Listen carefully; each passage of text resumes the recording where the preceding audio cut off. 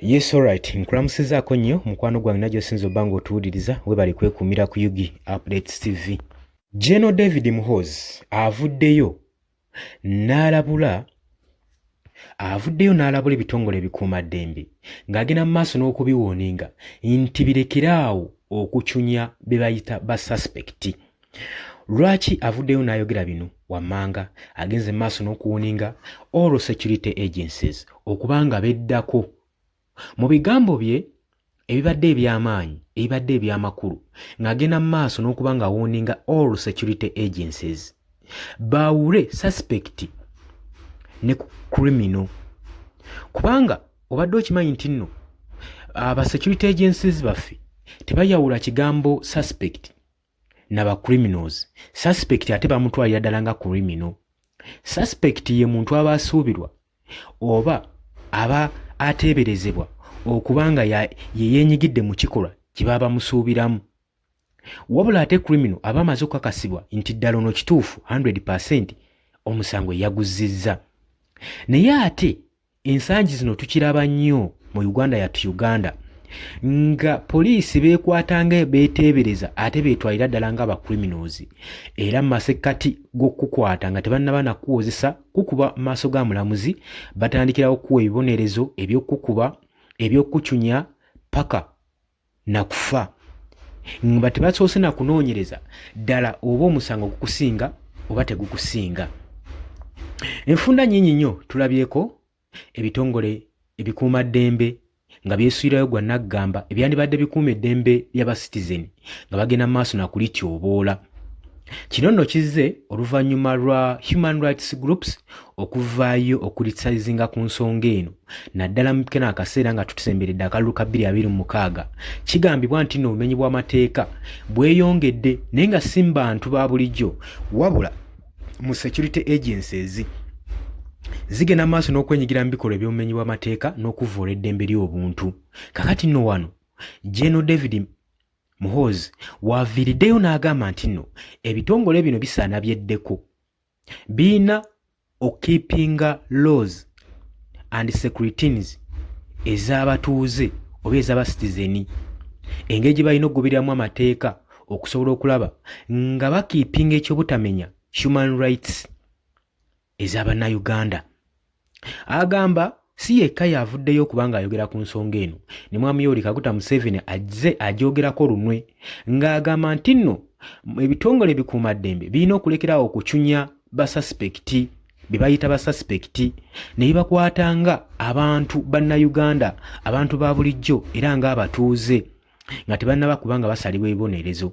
Naye wano tulaba mu kaseera kano nga bannayuganda bagenda mu maaso n'okubuzibwawo ne bamala weeks nga 2 nga tebamanyiddwako mayitire mu police custody nga tebaliimu ne babanoonya wonna mu makomera nga tebaliimu nga tebabatwaliddwa na kusimbibwa mu maaso ga mulamuzi. Ebikolwa ng'ebyo bagamba bivumirira eddembe ly'obuntu ate ne watavaayo bitongole birwanirira ku bikolwa ng'ebyo okuggyako okubyogerako obwogezi naye nga tewali action etwaliddwa mu maaso. Kati golowooza waliwo ekiyinza okukyukako nga buli kadde twogeza bwogeza mumwa naye nga tewali action ekolebwa. Nengera okuwa example tujjukira bulungi nnyo Edward Ssebuufu we yawambibwa amanyikiddwa nga bodyguard wa Robert Kyagulanyi Ssentamu era nga naye abadde mukulembeze ku kibiina kino ekya National Unity Platform.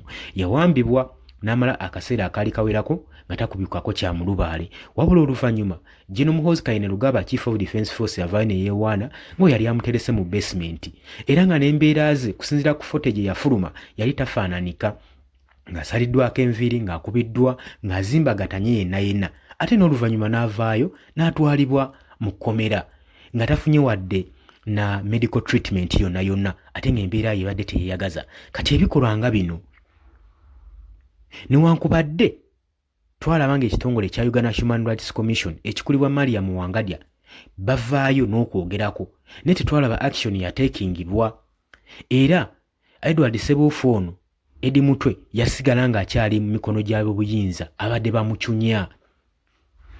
Kati wano wenkugambira nti nno kijja kubeera kizibu nnyo gavumenti okumatiza bannansi baayo nti esobola obbalwanirira n'eddembe lyabwe so nga ate abandi badde babakuuma ebagenda mu maaso n'okutyoboola eddembe.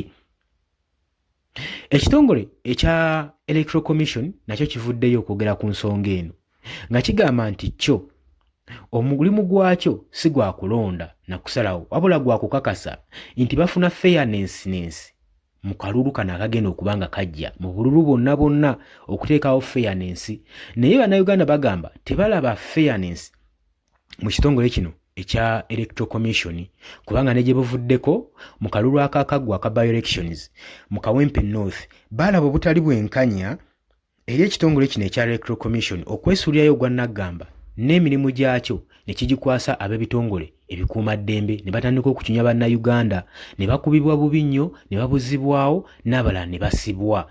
Kati beebuuza fairness eriwa wano era bannayuganda beeraliikiridde nnyo mu kalulu kano akajja aka 2026 bangi bagamba bayinza obutamala budde bwabwe kugenda mu maaso na kulonda kubanga tebasuubirayo kyanjawulo, tebasuubirayo bwenkanya, justice tebagirabawo. Era bagamba nti sinakini ekitongole kino ekya Electoral Commission kyandibadde nga kikyusibwa, bandibadde nga bakwata abamu ku nkoona okusobola okulaba nga bateekawo fairness okumatiza bannayuganda nti akalulu kano kajja kubeeramu obwenkanya. Naye bannayuganda si bamativu na ngeri ekitongole kino eky'ebyokulonda ekya Electoral Commission gye kikolamu emirimu gyakyo. Wabula ye David Muhoozi agenda maaso n'okulabula ng'agamba nti nno ke kaseera mweddeko muleme kukinya bannayuganda. Mukimanye nti nno bannayuganda basigala nga bannayuganda.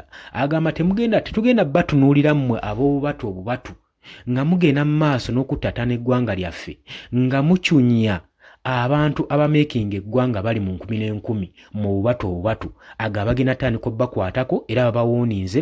Agamba ne gavumenti ekola bukubirire oteekawo lessons saako n'okuteekawo professionalist okusobola okulaba nga baba traininga okusobola okulaba nga bactinga professionally mu mirimu gyabwe, obutamenya mateeka oba obutatwalira mateeka mu ngalo eri bannayuganda basobole okubeera nga bapromotinga justice saako n'okukuuma eddembe ly'obuntu mu ggwanga lyattu Uganda. Mu kano akaseera akajja aka 2026 general elections tetumanyi lwaki genero ono avuddeyo mu kaseera kano so nga bino ebintu bizze bibaawo nga babitunuulira nga tewaliyo avaayo nakubuggulako.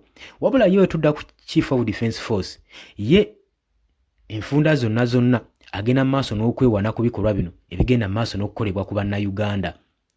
Wabula newankubadde abakulembeze bangi bavuddeyo nga bagenda maaso n'okuteeka ku Mwami Yoweri Kaguta Museveni akazito nti aveeyo akanga kuvule mutabani we engeri gye yeeyisamu ku bannayuganda era eggwanga nti liri ku bunkenke. Obadde oli ku Yugi Updates Civic Osinzo Bango tuuliza gwatanatweyungako nkutegeeza kirira wansi olw'ekigambo subscribe kikooneko obeere nga otweyungako. Abali mu diaspora mbalamusizzaako mbagaliza olunaku olulungi. Mweraba.